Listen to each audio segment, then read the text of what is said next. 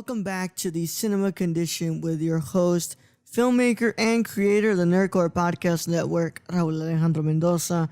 And as always, we are back here for another movie with another guest on the 26th episode of the Cinema Condition Season 1. And we are almost close to the end. We are in the final four. You guys didn't get to have a final four. Well, hold on. What am I talking about? Yeah, we had a final four. What's it called?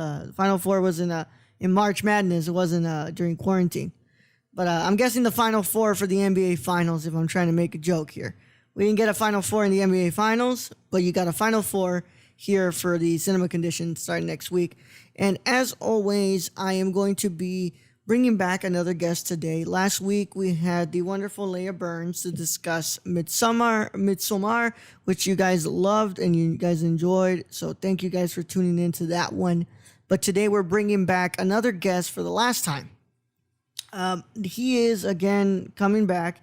He is my partner in crime and the man who runs the shows with me and helps me out a lot. That is none other than the host of the Nerdcore Live Show, the Nerdcore Podcast, and occasionally Unstructured with YoungYoda himself. Brad, how you doing? Glad to be here, Raul. Thank you for that lovely introduction. And yes, Unstructured, occasionally. Whenever. Occasionally. Less than occasionally. Some days. It would help a lot that the people would submit topics, right?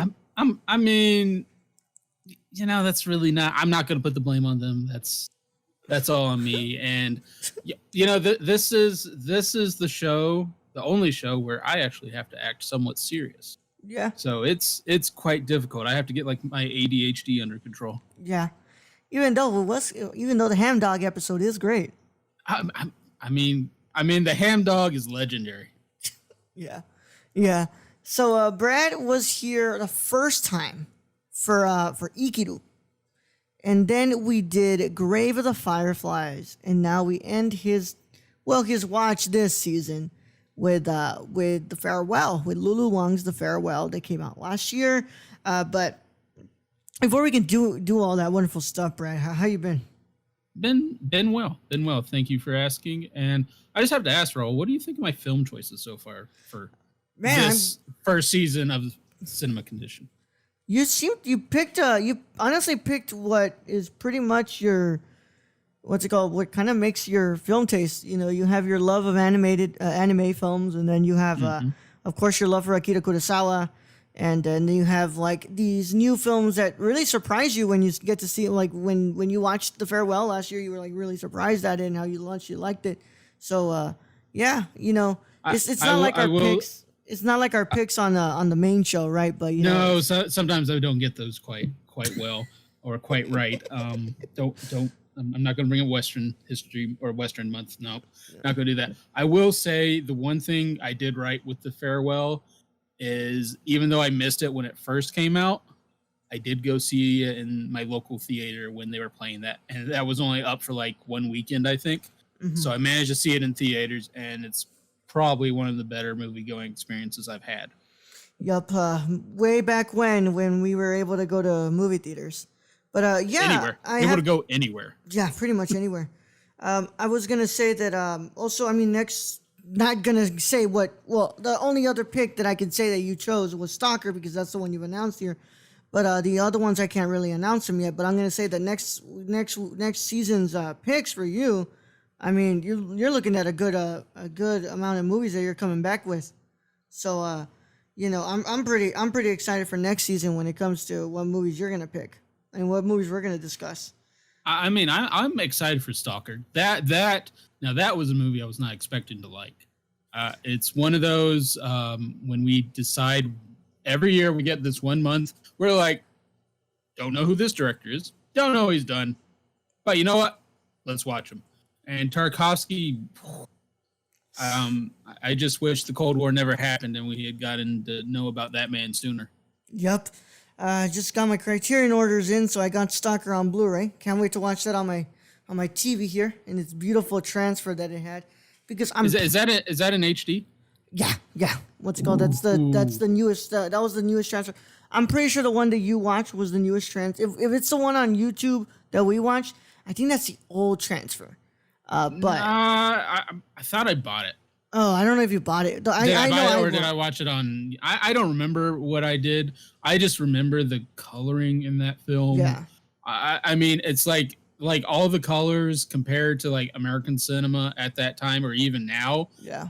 I don't know. It's like Kool-Aid green and it just pops. Yeah, and then the sepia tones that were in the beginning are beautiful. Yeah. Mm-hmm. So I don't know because by the way, I mean anybody who wants to get into the Tarkovsky, the movies are literally on YouTube.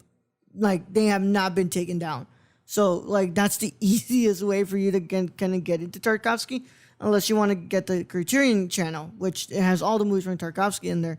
So I know that I watched Stalker on YouTube, and the transfer on there, I think that's the old one because the Mirrors transfer was on there too, and that was the old one compared to the one I watched on the Criterion channel.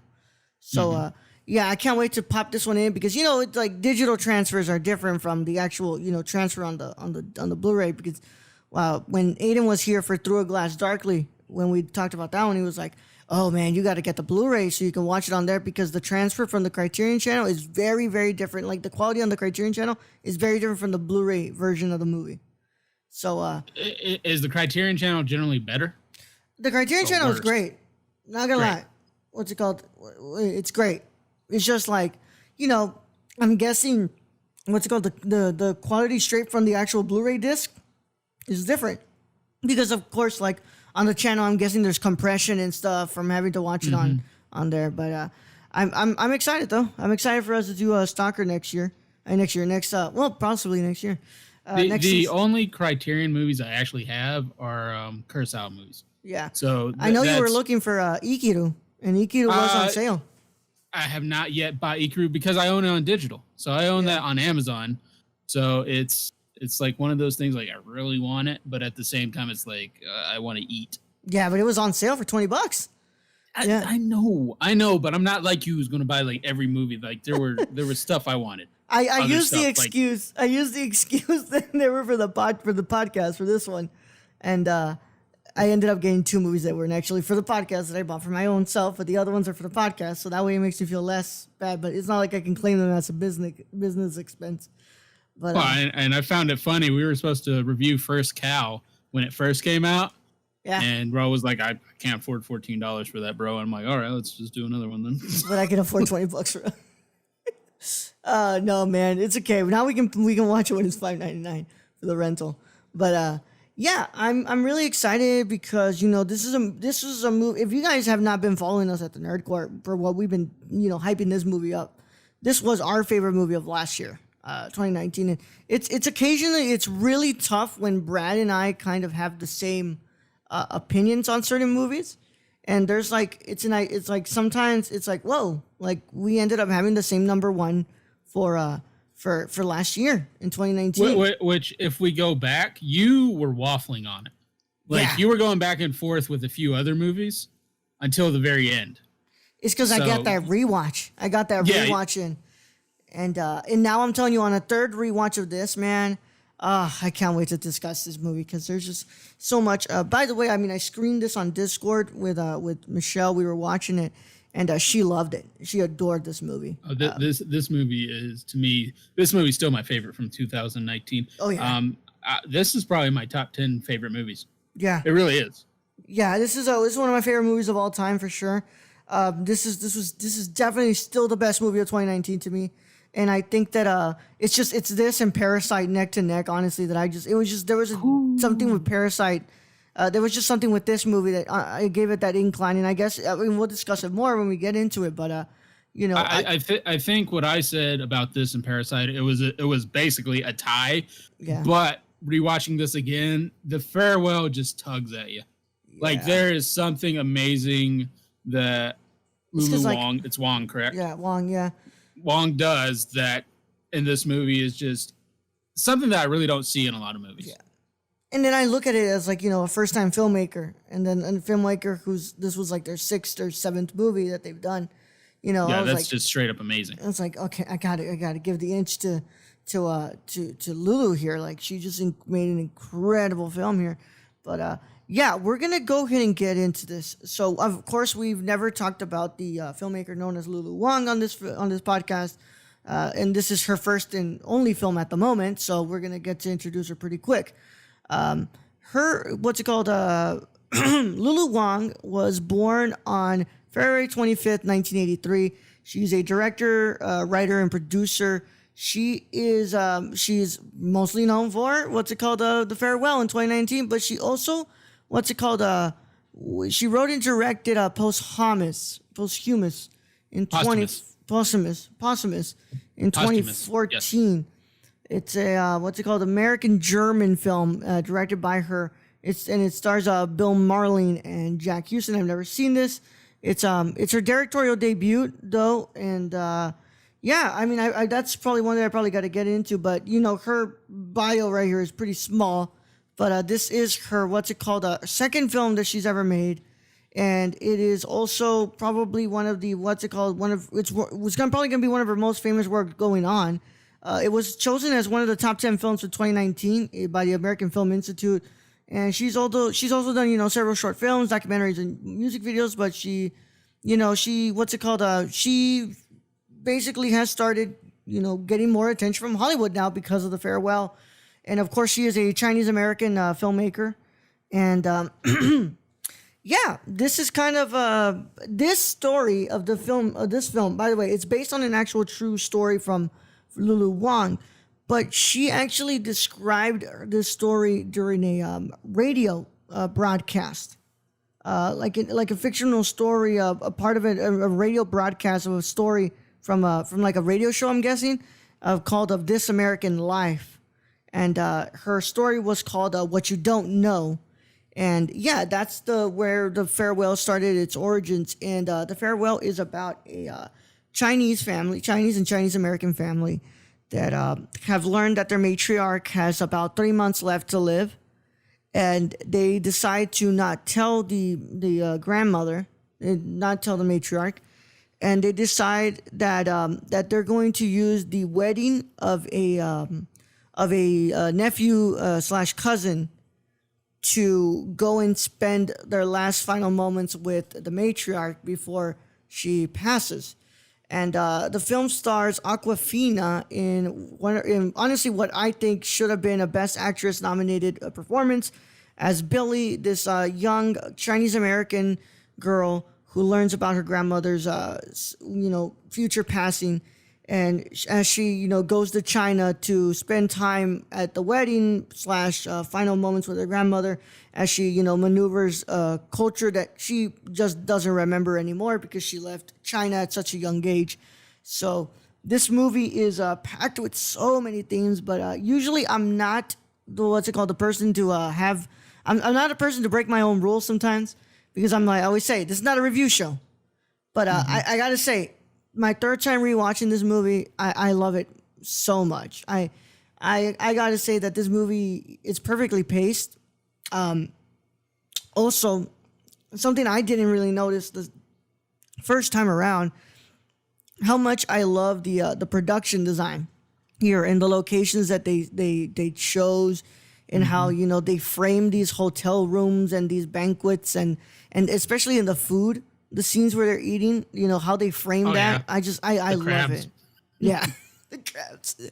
Yeah. They didn't give her damn lobster, man. I mean, she signed up for the lobster and they let her down. But I just to add on to what you just said, I didn't notice this on my first watch. I don't know if that's because I got the whole theatrical experience of it, which I don't think, or it was more of I didn't know any better. And I mean, I've done a lot of reviews and stuff with you on different movies, so I've learned a few of the lingo per se. The lingo. Yeah. But this movie is just perfect framing after perfect framing after perfect framing in like every shot. Yeah. And for someone, was it second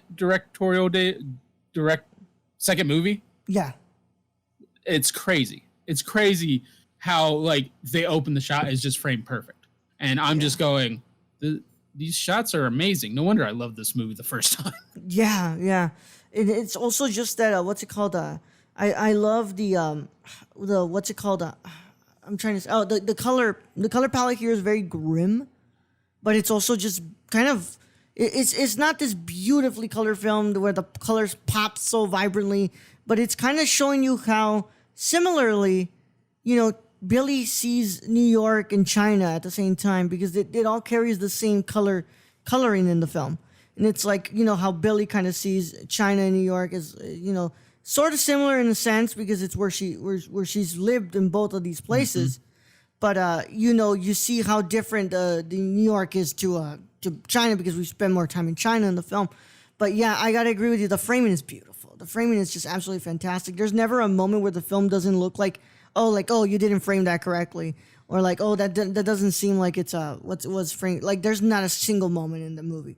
Even that scene where she's like, where Nai says that, she sent the lady to go pick up her test results, and Billy goes running, and we're getting that, the shot tracking her as she's running, but we're seeing the side profile.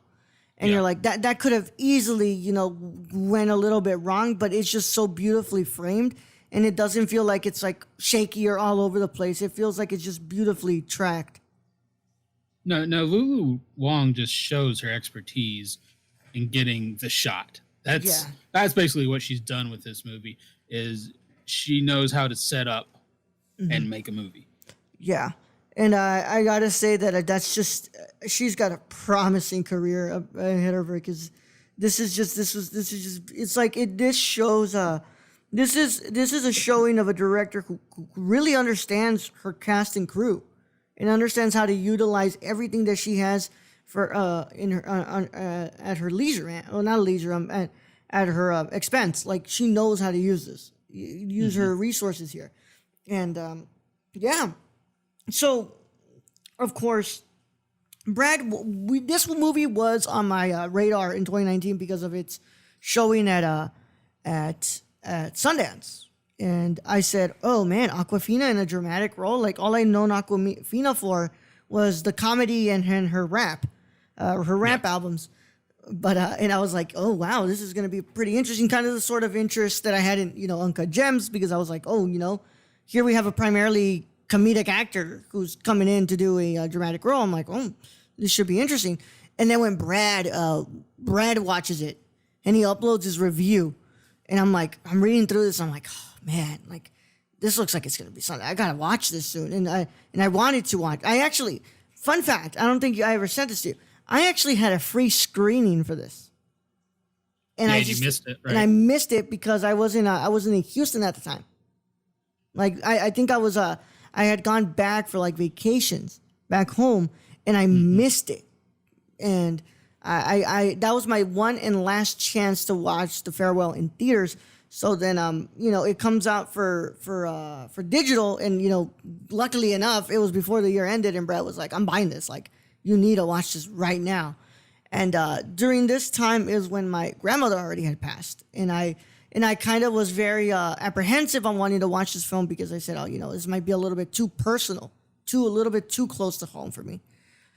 But of course, when I first watched this film, I obviously was overtaken with tears, and I was very much emotional the whole time. But there was something really special that this film kind of had, and I kind of tweeted Lulu Wong about it, and I said there was something that this movie kind of taught me, and it was something that was very important about this movie, because it came at a time in my life where I kind of needed to watch something like this that made me, learn a lesson that I think that this film kind of makes you learn, is that the body doesn't stop mourning, and you never really stop mourning.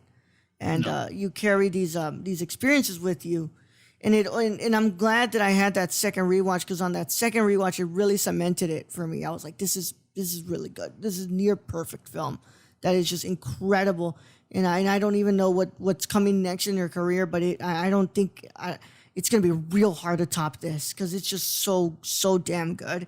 And then on this third rewatch, it's like, there's more to this. There's like more to this beyond just a film about loss. There's so much conversations had in here about culture and identity, and about, being of two different worlds. And I got to say that thank you to Lulu for liking my tweet when I sent it to her, Lulu Wong.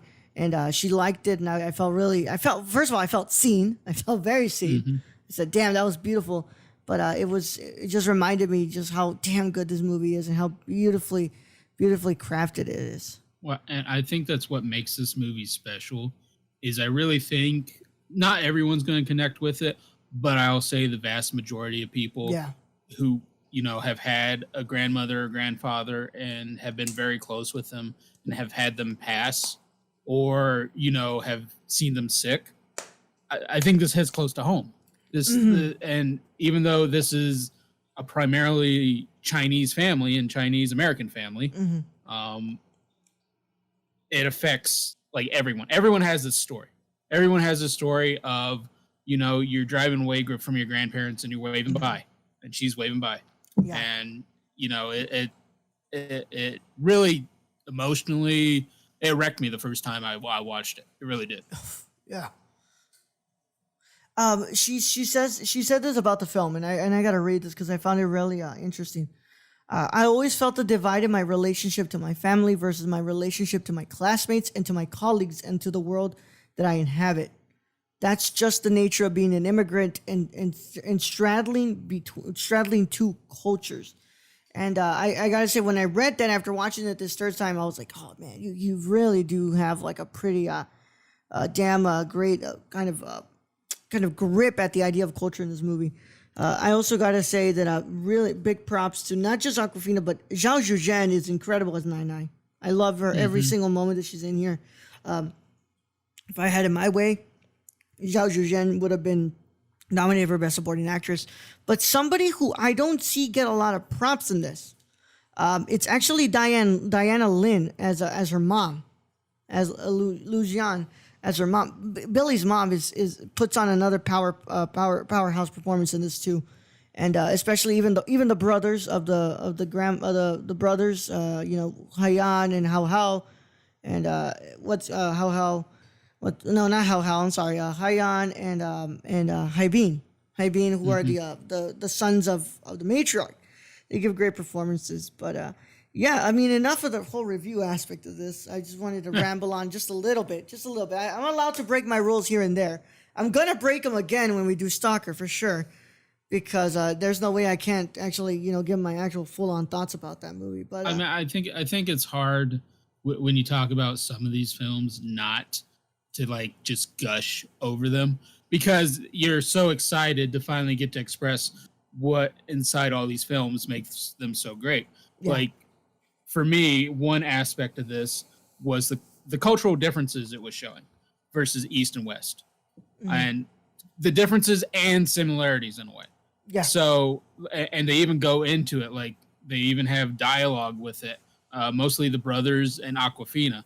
And one part that I really dug is that the East is more concerned as a familial unit, whereas the West is more concerned about themselves. Yeah. So the West, we're considered selfish in a way.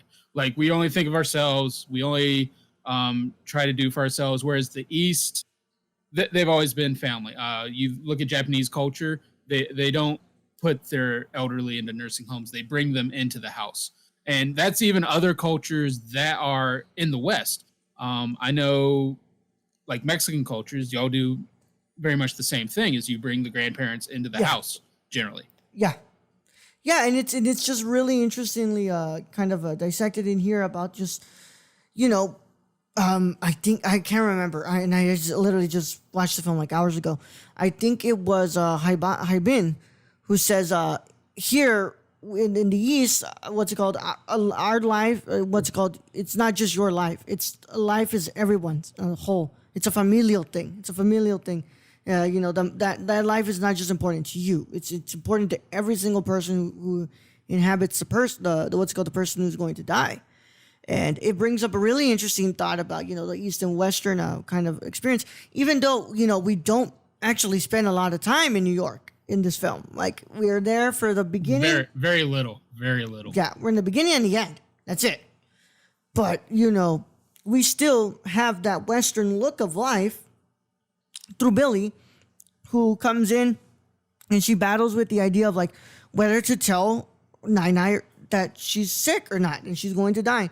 And the whole time. And this is why I think that Aquafina's performance is so incredible. It's not just even the dialogue; it's that facial expression that Aquafina has all the time during this film. That is just constantly contemplative and saying like, I need to tell her because like it's wrong to lie, but deep down, what's it called? She wants to still do what is right for her family, even though she really wants to tell her. And I love that part where the uncle is talking to Aquafina. He's like, why would you put that burden on her? That's for us to take. Yeah. That's why we don't tell her. That's for us to live with. And her, when she passes, she passes. Yeah. She doesn't have to worry that she's sick. Yeah. And that's really one of the things I had in here about, he says the emotional burden is for us to have, not her. And we also find out that, of course, Nai did the same with her husband, Billy's grandfather. She didn't tell him that he was going to die until he was literally in his deathbed and he was about to die. Mm-hmm. And that emotional burden is taken by everybody else. So that way, that person who's already suffering doesn't have to suffer much more.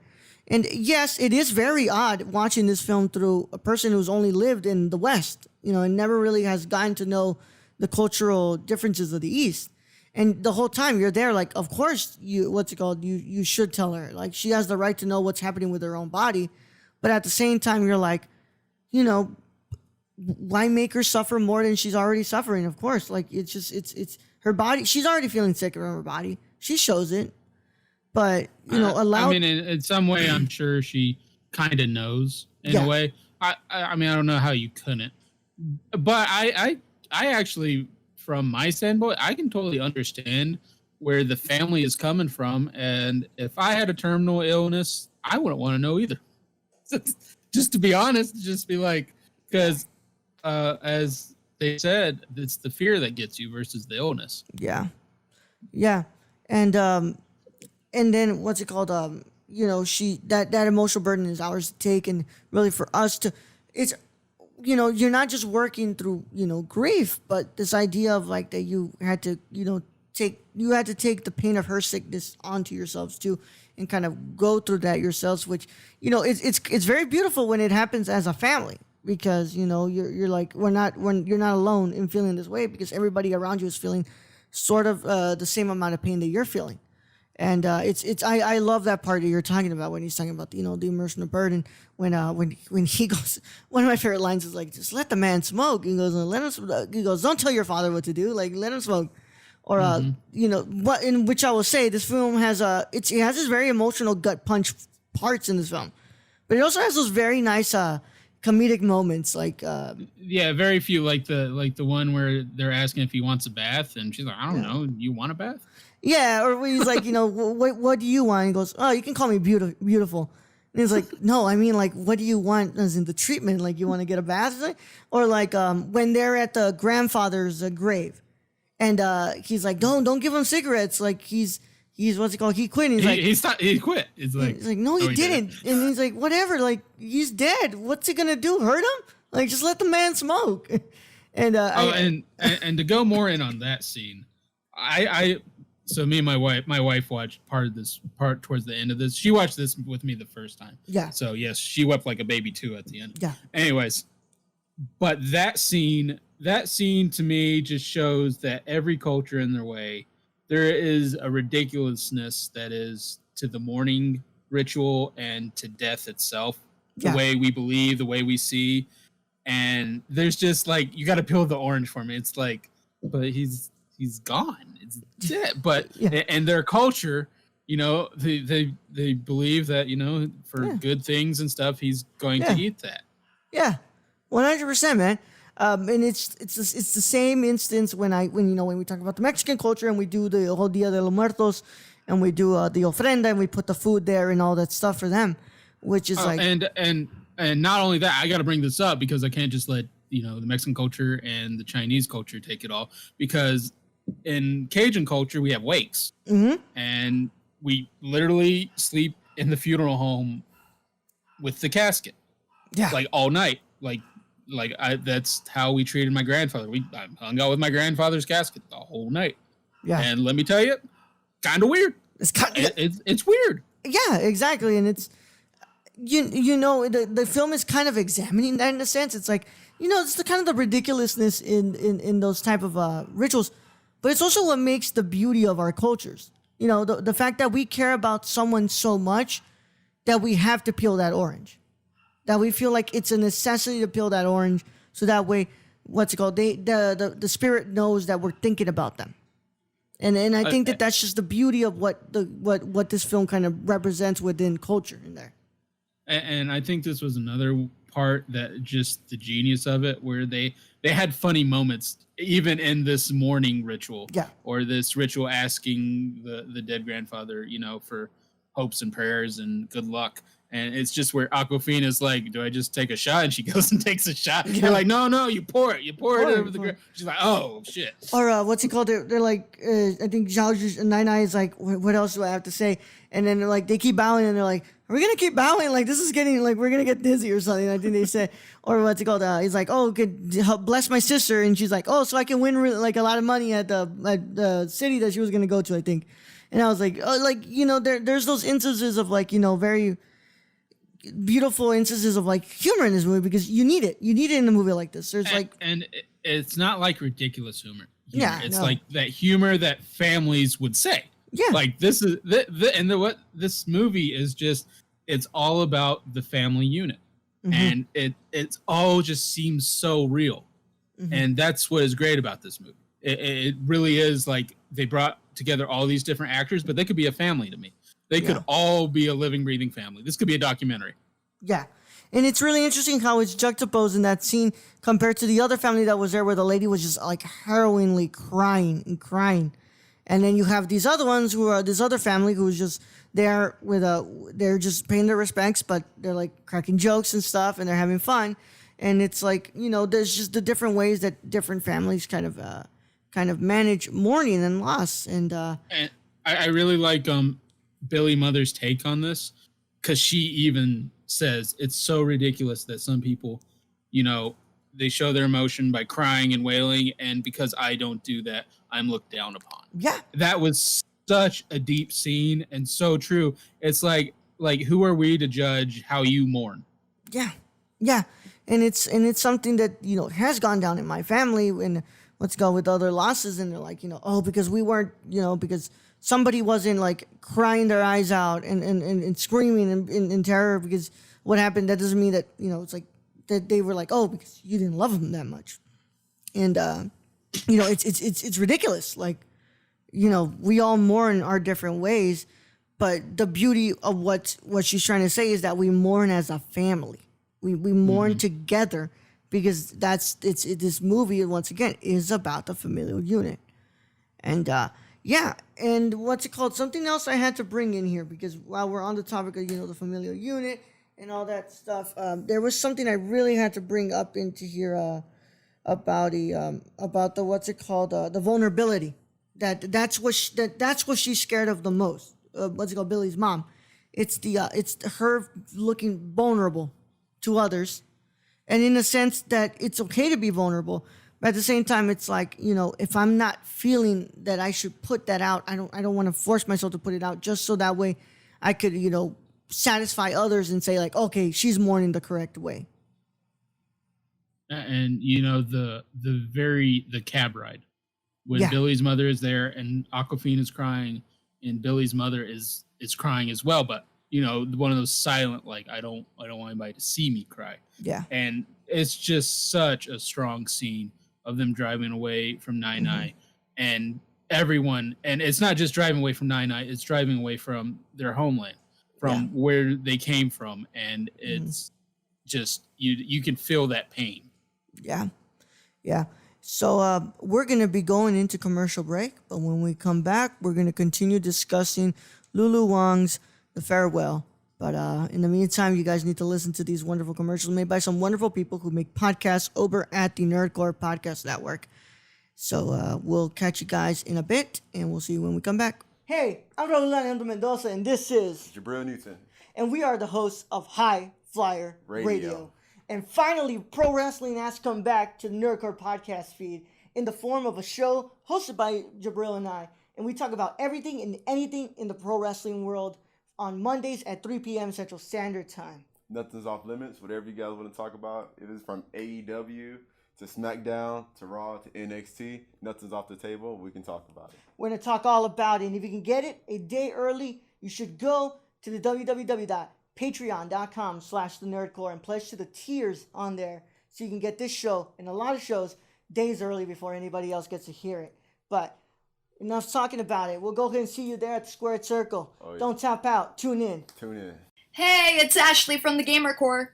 You may remember me from such episodes as Big Screen Mess, Mo Money Mo Platforms, and Brad Can Read. Tune in weekly as I blab with my co-hosts Raul the Nerdy Chicano and Brad the Random Germ about the latest news in gaming and gush over what we're playing at the moment. Oh yeah, and we got the deals too. Keep up with the latest deals in gaming and what's happening as I mediate Brad and Raul fighting like a married couple. Will Death Stranding ever come out? Will Cyberpunk 2077 live up to the hype? Is a next-gen worth a $500 console price tag? And has there ever been a movie adaptation of a video game that's been done right? It's all on the Gamer Core podcast, everywhere where podcasts are. Hey everyone, my name is Raul, the Nerdy Chicano, and I am the host of The Impaired Files. The Impaired Files is an interview show brought to you every Thursday on the Nerdcore podcast feed. And I interview people such as filmmakers, content creators on YouTube, and podcasters like Colton Geschwander. And if you want to listen to that early, a whole week early, all you got to do is go to the Patreon and pledge to the $1 tier. And if you want to listen to it with the general public, then go to the Nerdcore podcast feed on anchor.fm/thenerdcore. And the case is closed, but it's not classified. See you guys there. Hey guys, this is Brad, aka YoungYoda. Raul said I had to make an ad, so that's what I'm doing. It's supposed to be for Unstructured, but as you guys know, you can freaking catch me everywhere when it comes to this podcast feed. You can find me on the Nerd Cores, on Gamer Cores, on Nerdy Chicanos sometimes when I get lost. But for this particular one, I want you guys to go check out Unstructured. The Raul gave me free reign to do whatever I want to do. I don't know what he was thinking. So go hear me talk about LeBron James and Taco Tuesday, vaping, so many other freaking weird topics that chimichangas, that's a good one. Shout out to Deadpool. And yeah, I guess this is the end of the ad. So if you guys want to find me, you can find me all over the place on this podcast feed. Anyways, thank you guys for listening. I love you all. And nerd up. Hello, hello, hello, guys and gals, and you're listening to The Ladies of Nerdcore. I am your host, Daniela Nunez, and along with my amazing co-host, Ashley Garcia, we discuss many things like social impact, pop culture, political realms, and any controversy surrounding the Nerdverse. Tune in and listen to us bi-weekly on the Nerdcore podcast feed, and we will love to chat and hear your thoughts on our wonderful show. And thank you again for listening to The Ladies of Nerdcore. What's up, everybody? It is me, Raul, and I'm one of the hosts of the Nerdy Chicano Show. The Nerdy Chicano Show is a comedic show brought to you by Luis and myself, and it comes to you all every Sunday on the Nerdcore podcast feed. You can catch it a day early by becoming a Patreon and supporting us at the $1 tier. And I don't really know how to explain this show other than it's fun. We get to talk about whatever we want, and it helps you move on in the week. So if you want to catch the Nerdy Chicano Show every Sunday at 8 a.m. All you got to do is go to anchor.fm/thenerdcore, and we'll see you there, baby. Hey, everyone, I'm Raul. And I'm Brad. And we're the hosts of the Nerdcore Podcast, the podcast that talks that nerd. Not on this ad, right? Not and on this one. We come to you every Monday, Tuesday, and Saturday. On the Mondays, we talk the news. That's the box office, the news of the week, and your trailer talk if there is any. And on Tuesday, we have our theme review. And on Saturday, you have a Saturday morning review, usually movies that have come out in the week or anything we want to talk about. Right, Brett? Exactly. Whatever we want to talk about, this is our show. If you don't like it, then you don't have to listen. We're the flagship show of the Nerdcore podcast feed, and we can be found everywhere you can listen to podcasts like Stitcher, Apple Podcasts. So if you want to talk that nerd stuff with us every Monday, Tuesday, and Saturday, make sure you tune in. And Brad? YoungYoda out. All right, you're back after commercial break here with us on the Cinema Condition as we discuss Lulu Wong's The Farewell. Thank you guys for listening to those wonderful commercials. It means a lot that you guys get to actually listen to. You actually listen to them if you actually listen to them, right? But, those wonderful people make shows on the Nerdcore podcast feed at anchor.fm/The Nerdcore. It's CORPS. So if you want to check out those shows, right now the only two shows that are really, really active are the live show and the main show. So if you guys want to go listen to those, of course, go to there. You can also go to the Twitch, and on the YouTube on YouTube where you search up the Nerdcore or twitch.tv/Nerdcore and all that wonderful stuff. But it's a pandemic. I'm not forcing anybody else to record at the moment. So the only shows that are active are the ones where it's just Brad and I. So go and check those out. And have a fun time when you listen to those shows because they're definitely something. So we're back and we're discussing The Farewell. We've discussed a little bit of the emotional vulnerability, the emotional burden, and really about the whole idea of loss and grief in this film first. And one thing I wanted to get more into was definitely this the idea of culture in this film because it's something I noticed even. More. I noticed it the first time, but it's not something where I was like, oh crap, like I'm actually noticing it really hard.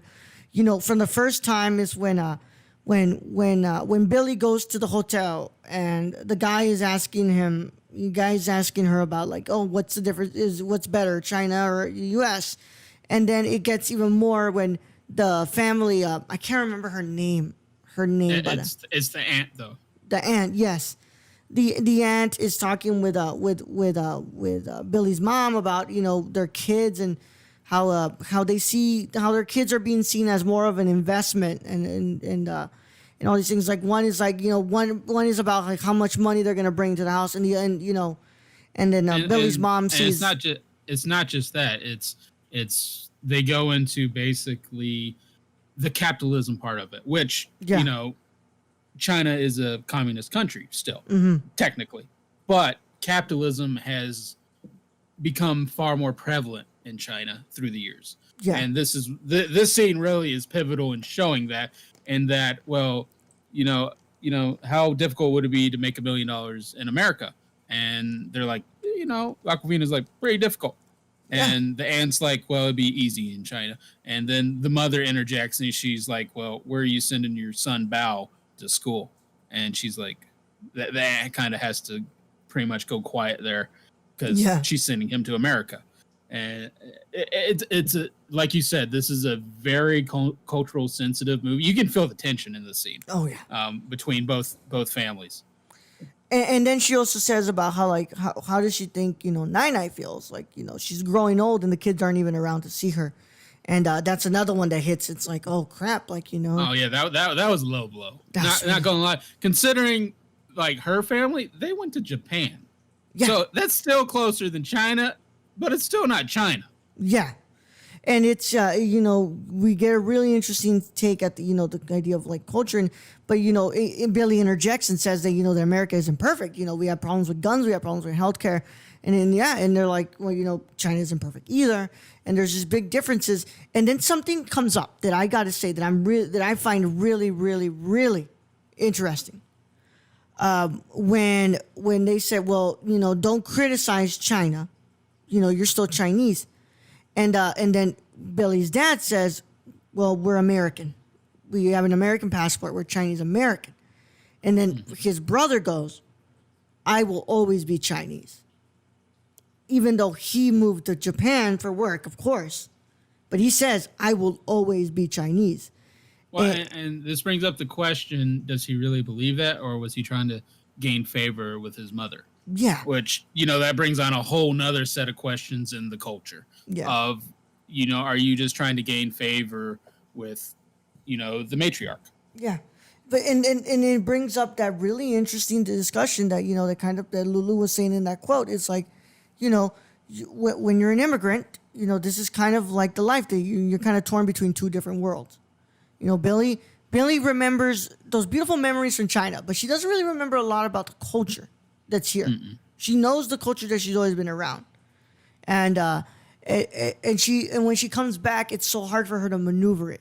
She's like, how can I, still respect my family, but also go ahead and tell my grandmother that she's dying, because that's what I know is the right thing to do, because I've been living in the U.S. for as long as I can remember. But Yeah, you know, so have, she's basically, it's basically being stuck on a razor's edge in a way. Yeah. Is either way you're gonna fall off. Yeah, and then you have this idea of like, you know, being seen as, you know, the Chinese American, because you know you're not really from here because you only spent a little bit of years. But did you catch the whole piano conversation? Yeah. That scene's great in that at the very end of that story where they say the pastor, or I guess whoever was running the church, gave them the keys so she could practice. And you know, her family goes, "They gave you the keys?" Yeah. And they're like, "Yeah." They couldn't believe it. Like it was unbelievable that someone would do that. And then they go, "Well, that's America." Yeah, and it's also quite interesting when and that's why I gotta bring it up again. The framing in this movie, that whole scene is framed so brilliantly. It's never a close up. It's always kept in this like medium shot where it's showing all of the family, so it can really kind of bring you in. Like, oh crap! Like we got everybody here, and we're having this argument, and you know the Nine is like, no arguing here. But you know, she's what's it called? It's all this going back and forth, and it's just framed so brilliantly where Lulu's like kind of keeping that tension there, and I gotta say, a lot of filmmakers when in a lot of the movies that I've seen, like when it comes to the tension, like it's really hard to keep that tension there, but she does it brilliantly, just brilliantly here, not leaving from that angle and just keeping it in that medium shot, and keeping it going between the different cuts in between. But yeah, and it's just it's an interesting discussion when they bring it up here with about, you know, being Chinese or being Chinese American. There was really no final answer to it. It was basically what Aquafina had told the hotel manager. It's different. It's different. Like neither are wrong. They're just different. And it's just it's that identity crisis that you know, a lot of us who are stuck between two worlds kind of have to feel like, you know, especially living here in the United States, like, you know, some of us, we didn't cross the border crossed us. And, you know, we're still living in between two different worlds. And, you know, in this film, it's not just, you know, that argument. It's also when she goes to the spa and they do the cupping. And she's like, I don't want to do this. And then, you know, the aunt says, what's it called? Pain is good. Like, you know, feeling a little bit of pain is good. And you know what I always think about in that scene? Yeah. Is high school gym. I know I'm going on a tangent here, but no, it's fine. High school gym, weightlifting, and our gym instructor, he had this saying, "Pain is your friend." Yeah. Let me tell you, I hate that fucking saying. Yeah, because you were like, yo, man, I can't be picking up, you know, 75. Like, man, I was squatting like 400 pounds, so I guess pain was my friend because I was doing it pretty easy, but yeah. Shit.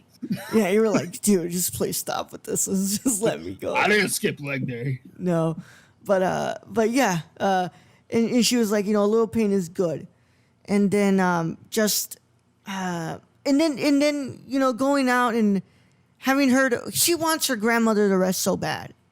But, you know, the grandmother feels, and it's a very cultural thing. It's like, no, I have to be the one to plan the wedding. I have to be the one to do it. And like, you guys. Well, she's the matriarch. Of course she is. Yeah. And, you know, you ain't going to tell anything to keep her staying home and not doing that.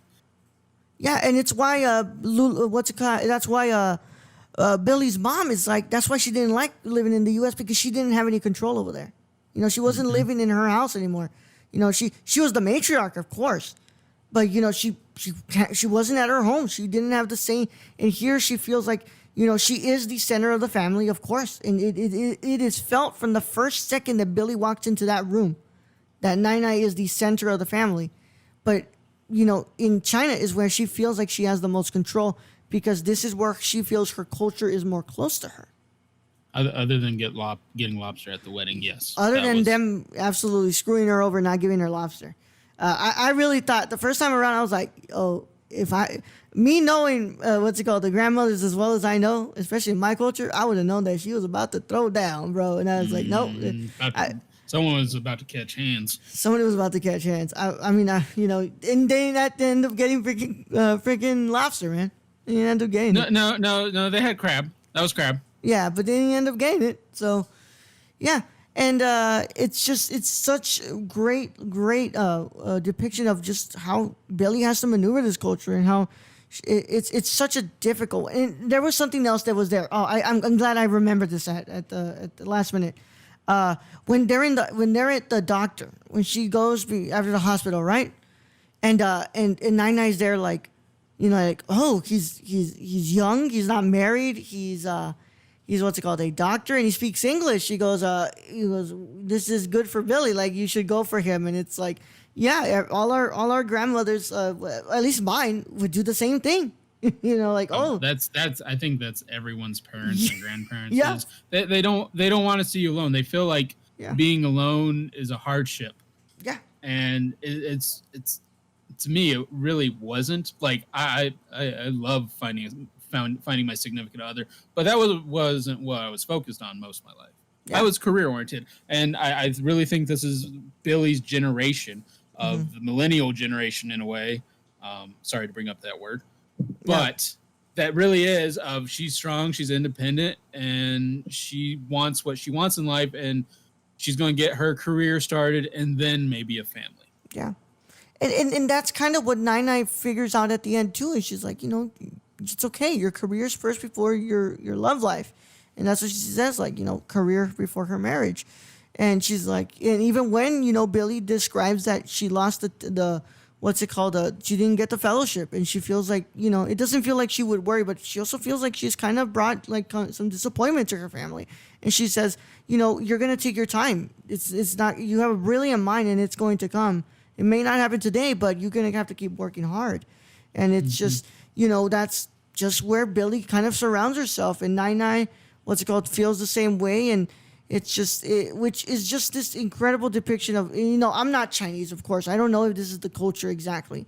But, just seeing it depicted this way where it's not just a depiction of the culture, but it's a depiction of when you have this kind of a internal struggle of what you are to identify as. Because you're coming from America, but you were born in China, and of this place, and you remember, like she says, she remembers the garden she used to play in. She remembers playing with her grandfather, but like she's coming back to the homeland, but like, does the homeland, want her back?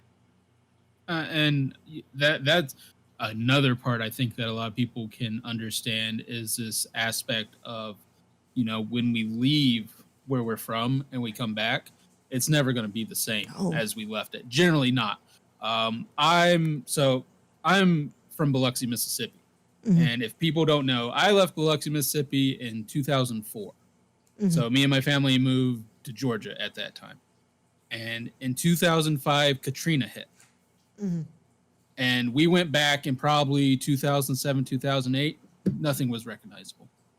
Oh. And that's really, I really felt that with Billy, in that she remembers all these great things and all these joyous memories, and they're just gone. Yeah. It just time and, time has taken over and basically has, moved them on. Like they don't exist anymore. And I really felt that in that's exactly what time and Katrina did to me, is everything that I remembered, it just didn't exist anymore. Yeah. Yeah. And it's just, she like, that's all it is. All she has is memories. And I had to bring up other stuff too. And by the way, this is another instance of an incredible scene in this film that I always got to bring up. But when they're looking for the earring, of course, right? And then, Billy kind of breaks down and it's like, we left here. I had all these wonderful memories and we left. And then, you didn't even tell me when my grandfather died, and you wouldn't even let me come to the funeral. And all I have is, these memories, but, I never even got the chance to sign to say goodbye. And it's like, there's where you really start to, you really start to see maybe there is kind of there's negatives into this culture. This idea of like not letting the child leave school to go say goodbye, which that's something that I'll go ahead and say that's not something that happened within my culture. Like I'm telling you, we were like, fuck school, we're gonna go say goodbye. But where I got to put that was the opposite for my family. Is school was always important. Like I would miss family gatherings, I would miss family reunions. School was always the main thing. It was always career oriented. And I mean like family reunions, like we didn't skip school for that. No, I'm saying like deaths in the family. Like luckily there weren't that many deaths while I was going to college. My grandfather did pass, but that was really the only one that I didn't go to, and my dad mostly went to that. So that's another thing. I mean, this film hit so hard, and that I could relate to so many parts of it, even though my background is completely different from what Billy's is. But at the same time, it's like they run parallel. Yeah. And that scene is just so incredibly. That's another commentating on the culture. And she's like, and you can see from Billy's mom's face, it's like, I kind of did fuck up there. It's like I should have let you say goodbye. But she also brings up a good point. Why want to stay in China and have your grandmother see you so sad, and she not knowing why you're so sad, and her not being able to do anything, because if she did anything, she would find out about how she's going to die. But that's just the idea of culture in this film is just so beautifully constructed and just so well communicated. I got to really bring up, just got to give props where they're due. Is just so beautifully constructed here. And we got some more stuff. I believe you said you had two things you really had to bring up in here. Well, I already brought them up. So. Oh, you did? that was just how the ridiculousness of death. And then the family unit. Those were the two main things that I really get out of this movie. And it's just, I'm just amazed. This is Lulu Wong's second film. It doesn't feel like a second film.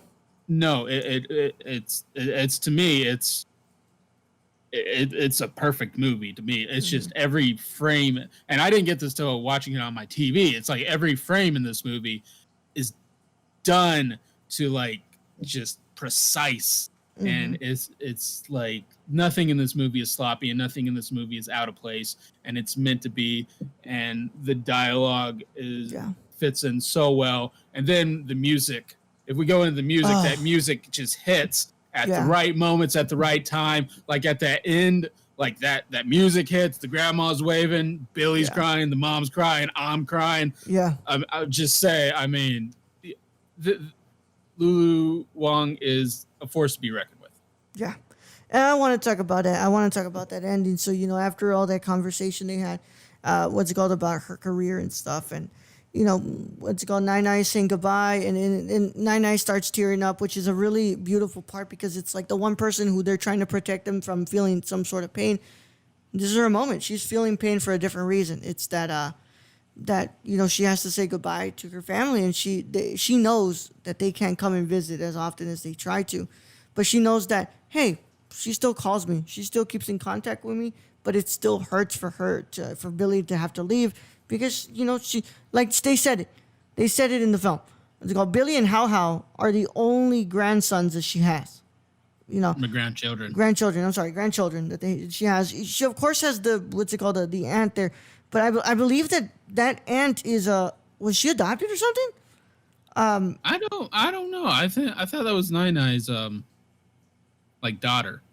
I thought, or was that her sister? It might be adopted. I think, or did I hear that it was her sister's daughter? I think it was her sister's daughter, and because she said that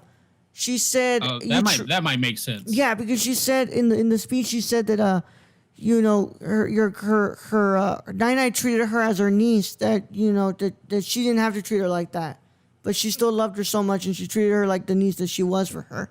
So I think that was her sister's daughter, and she's what's it called, she's there, and those are the only ones. It's the only family she has, and the only family she has is I live so far away from her. So the only person who are in that house is just the sister, Mr. Lee, who basically does, Mr. Lee's just there. Mr. Lee's basically just a warm body. Yeah, it's like That's really what's going on there. Yeah, I gotta say, I love that first part where Mr. Lee just finishes his food and gets up, and you're like, he gets up and goes, and like, yeah, I can get that. Yeah, I was like, at first I was like odd, and then I think about it, I'm like, it's a man who doesn't even know about this family. Well, I mean, that's like every old man ever. They just don't care anymore. At a certain age, you're like, I really don't care about this conversation. I'm gonna get the hell out of here. No, I don't care. I'm gonna go take a nap. Thank you for the food. Thank you for the food. But yeah, it's just Mr. Lee's just there. He helps out Nai for what he needs. He eats with her. I also think him and Nai have a consensual relationship in a way. Like when Nai has needs. Yeah. That's why he's next door. Yeah. But I'm glad they don't go more into depth than that, because I'm just looking at Mr. Lee. I'm going, that's got to be the slowest sex scenes ever.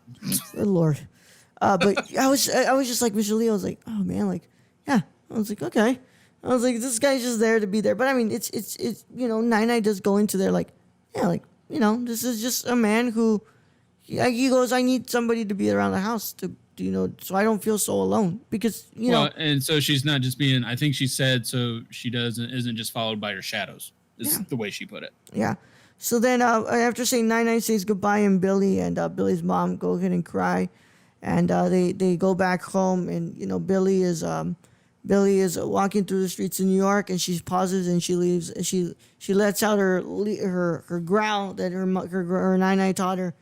And we go into a black screen, and we are met with a video of Nai in real life doing her exercise, and it says that after 6 years, I believe it was 6 years, right? After 6 years of her diagnosis, she's still with us. She's still there. Yeah. Yeah. But you missed the important part on that scene where Billy lets out that her grandmother taught her. Is it before it goes to the black screen, it goes back to China. Yeah, and the birds focuses on a tree on China, and the birds fly away. So it's like saying that even though she's in New York, she still has that presence, Chinese culture, and that family. Her presence is still felt in China. Like, exactly, you could be miles away, but your presence is still felt there, and it's so you're still part of the homeland as much as you feel like you're so disconnected, as much as you feel like you don't belong here, you're still part of this homeland. But I gotta say that this movie is genius.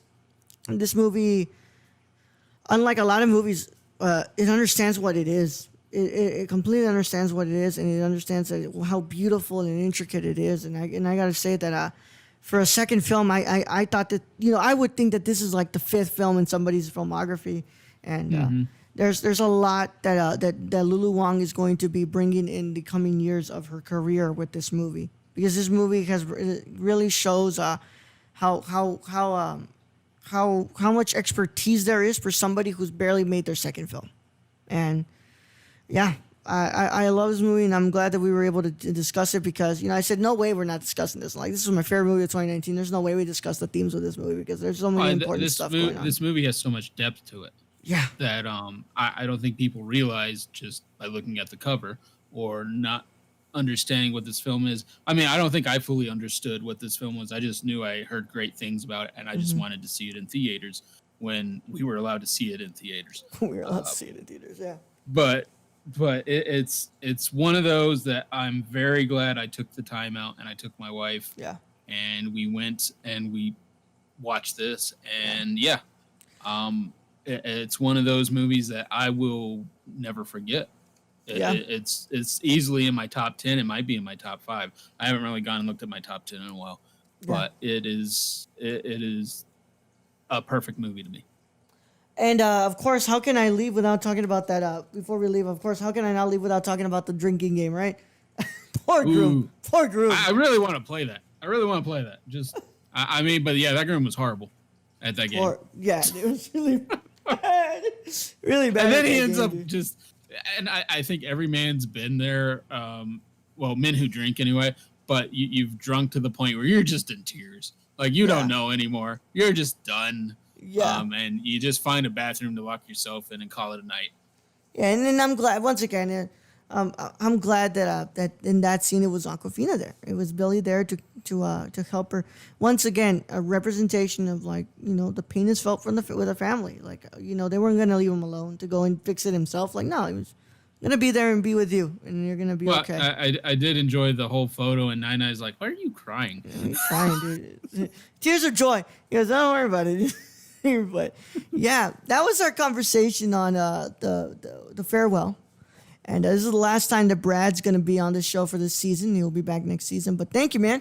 I know that this was a very, what's it called? First of all, when I came to you and I was saying, like, I think I'm going to make a new feed and I'm going to make a new podcast. And you're like, why not put it on the same feed?